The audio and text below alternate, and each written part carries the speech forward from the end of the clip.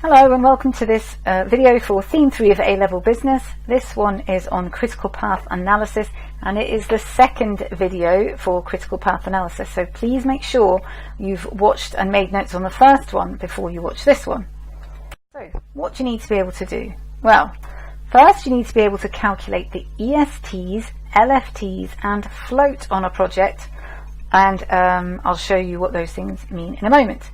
Then you need to be able to identify the critical path of a project, and third you need to be able to analyse the pros and cons of using CPA or critical path analysis.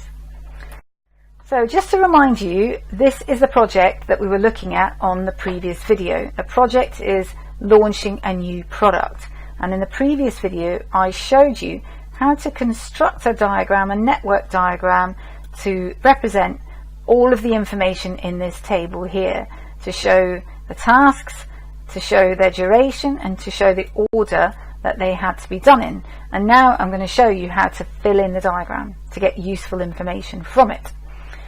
So once the network's been drawn, your first task is to calculate something called the ESTs, or the earliest start times. And the EST refers to the earliest possible time that an activity can start. And ESTs are written here in the upper right hand quadrant of the node to the left of the task. So it's the node that actually precedes the task that we're referring to. So for instance, why did I write 0 here? Well, I wrote 0 here because that task A, is the first task in this project. So it can start at time 0. The earliest time it can start is time 0. That's when the project starts. But why did I write 2 here? Well, I'm sure that you can figure it out. If we start at time 0, task A takes 2 months, then the earliest time that we can start task B, which is dependent on task A, is after task A has been finished, and that is after 2 months. So that's why the EST for task B is 2 months. And then we continue to the right. So 2 plus 4 equals 6. So the EST for task C is 6 months. So carry on. 6 add 2 makes 8. 8 add 1 makes 9. Why didn't I write 9 in here? Well, let's have a look at the other parallel task. 8 add 3 makes 11. So why did I write 11 in there and not 9? Well, if I did write 9 in here, then we're sending a signal to the managers who are working on task F, i.e. commence production, that the earliest time they would be able to start their project is actually after 9 months. And that's not correct. We need to wait until task D and task E have been completed before we can start task F. So there's no point in that factory getting its workers ready, getting its supplies in and so on, until we're actually ready to start production, and that requires that the longest of these tasks has been done. Okay, so you take 8 add 3 equals 11, and then 11 add 3 equals 14. So what does that number tell us? What does that number tell us there in the upper right hand quadrant of node 6? Well, that number is the overall duration of the project. So by completing all of the ESTs from left to right through our diagram, you've been able to work out how long this project will take to complete, and that's very useful information in lots of ways, and we'll talk about that a little bit later. When calculating ESTs, the rules to remember are: 1. The EST is calculated from left to right, and we do that by adding together the duration of an activity to the previous EST. 0 plus 2 equals 2, and we continue in that vein. If more than one activity precedes a node, the highest figure becomes the EST. So in this case, there was more than one activity preceding the node, so we have to use the highest figure when working out the EST of the next task. So please make sure you've made good notes on that, so you'll be able to do this when you come to class. Okay, the next thing that we need to do is calculate the LFTs, or latest finish times, and these refer to the latest time that a task can finish without delaying the next task. So the LFT of a task is written in the bottom right hand quadrant of the node that actually follows the task. Okay, so the task that's written here, its LFT goes down here at the bottom right hand quadrant of the node. So how do we actually calculate the LFTs? Well, this time we work from right to left, so we're going back the opposite way, and we're going to fill in our chart. So fill in our network diagram. So we start in the end node, so we copy down the duration of the project into the bottom node. So if we want to complete the project in the fastest possible time, then this time here, 14, has got to be the LFT for activity F. We can't take any longer than that on activity F, or we'll delay the project. And then we work backwards. So 14 minus 3 is 11. So that tells us the LFT for task D and task E is 11 months. So those managers know we must be finished our work by 11 months, or we're going to delay the project. So 11 minus 1 equals 10. So why did I not write 10 in that quadrant there? 11 minus 1 is 10. Why did I not write 10 there? Well, if I did write 10 there, then what I'm actually saying is I'm telling the managers on Project C, you have got until 10 months to finish activity C. Now what happens if they did that? What happens if they waited until the end of month 10 to actually complete activity C, design and test the prototype? Well, that means we'd be starting task D and E at month 10. Let's see what effect that has on the project. So 10 plus 3 would equal 13, and then we've still got another 3 weeks on activity F. 13 plus 3 equals 16. So what we would actually do then is we'd actually delay the whole project. So what that means is when you're working backwards through the network and we see that there's more than one possible answer here for an LFT, then we must take the lowest one. Otherwise we risk delay. If we tell the manager here that he's only got until the end of 8 months, then he'll get that job finished on time and we won't delay the tasks that follow it. So just to recap for your notes, the rules for calculating the LFTs are: the LFT is calculated from right to left by subtracting the duration of the activity from the previous LFT. So there's the LFT here, subtract the duration, and that gives us our next LFT, and that's the way that you work through the network. If there is more than one possible answer, always take the lowest one, otherwise we risk delaying the project. So make sure you've got good notes on that, please, and then we'll move on. So you needed to be able to calculate the ESTs, LFTs and float. So we've done the ESTs and LFTs, so now let's have a look at calculating the float and identifying the critical path. So first of all, the tasks which are on the critical path are those that, if they're delayed, will delay the whole project. In this case, it's only task E that is not critical. It can be delayed a little bit without delaying the start of the next task.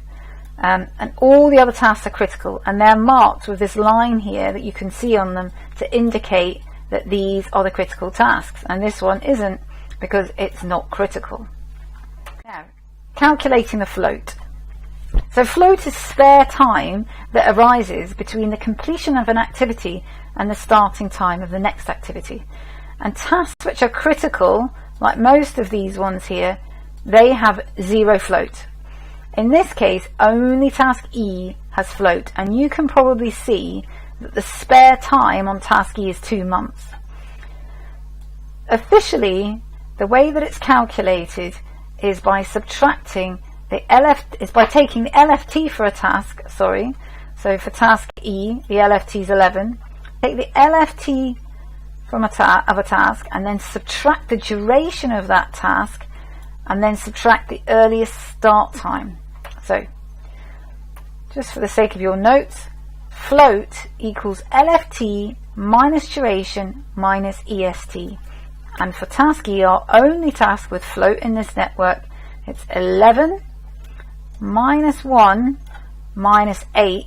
That gives us our float or spare time of 2 months. So please make sure that you've got notes on that. You're going to be working that out in class as well, and then we'll move on.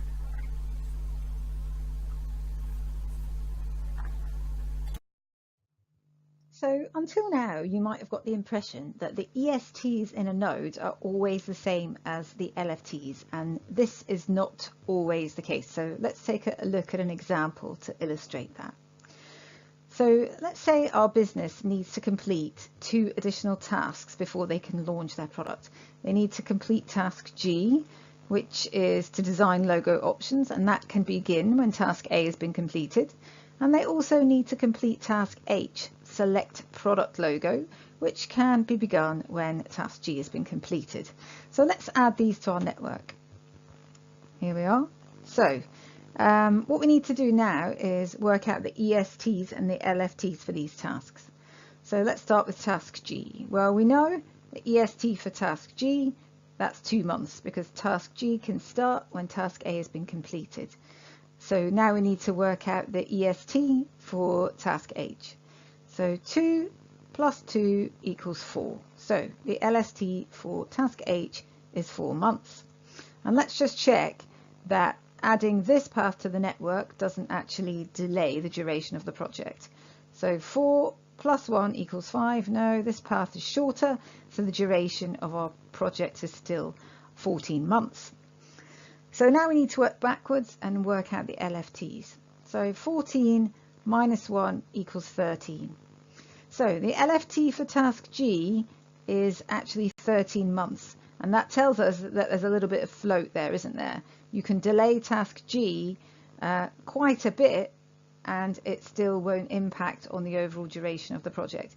Even if it took us up to 13 weeks to complete task G, would still have a spare 13 months rather, would still have a spare month there to complete task 1 and get the whole job done by 14 months.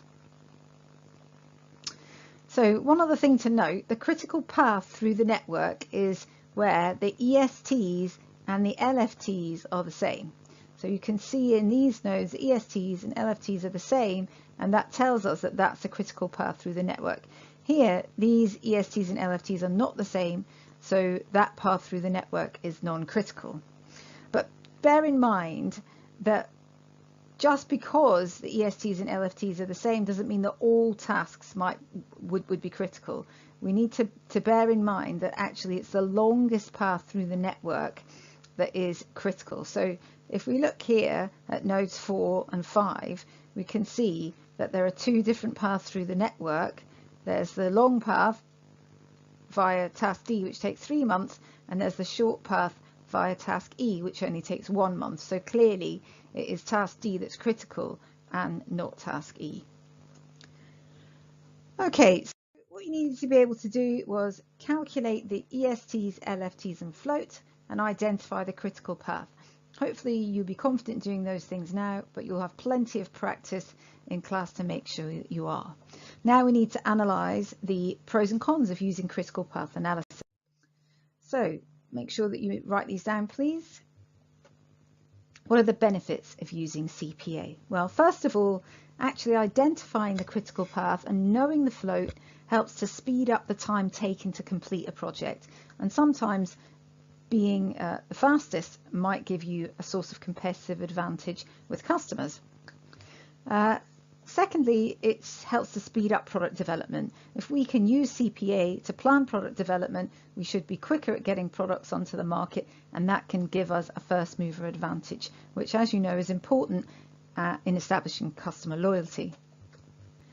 Also, it can improve working capital. If we know when tasks are going to be done, we'll just order stocks when we need them, and that will mean that we'll have less cash tied up in stock. So critical path analysis works very well with JIT and with lean production techniques. And lastly, generally the improved efficiency which CPA can bring about can lead to lower costs, and that gives us scope to lower prices if we want to do that, if we think demand is price elastic, or it will give us scope to actually raise price, enjoy higher profit margins through our reduction in costs. But there are also some limitations. First of all, the reliability of CPA very much depends on the accuracy of the data used. If our predictions on duration, for instance, are wrong, then our CPA will be of much less use. Also, managers must ensure that the estimated times are actually achieved.